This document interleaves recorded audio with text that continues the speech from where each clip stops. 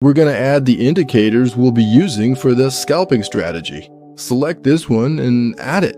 Go straight to the settings and replace the 8 with 11 and replace the 15 with 21. Next, delete this and confirm. You have your first indicator placed on the chart, and overall you see it'll give you buy and sell signals. The baseline acts as a moving average that follows the trend. So in a downtrend it'll be pink, and in an uptrend it'll be green.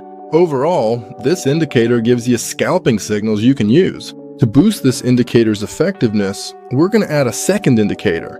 Select this one and add it.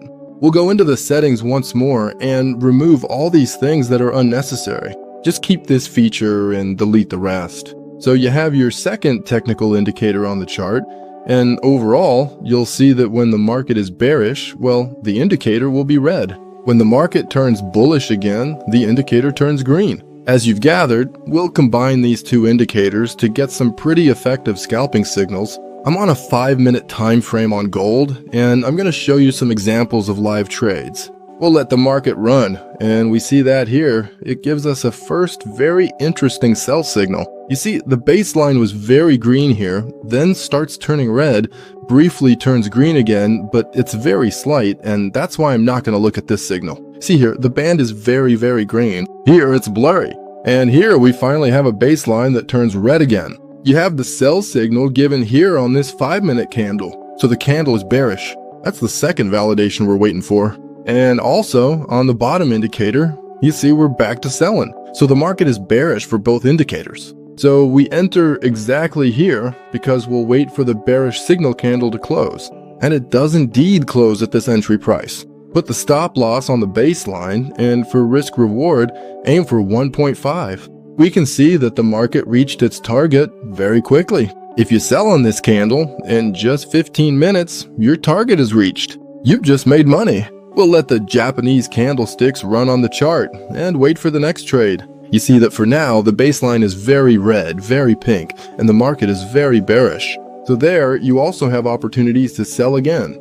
Also on the second indicator, you see it's very red. So for now, we let it be. We wait for the next signal given by this technical indicator. The market is approaching the baseline and it's breaking through it. We just got our buy signal on this small green candle. You see it turning from pink to green. On the indicator at the bottom, we also have the zone turning from red to green. So the market is becoming bullish again. And just like before, you'll enter a buy at the close of the candle that gives the signal.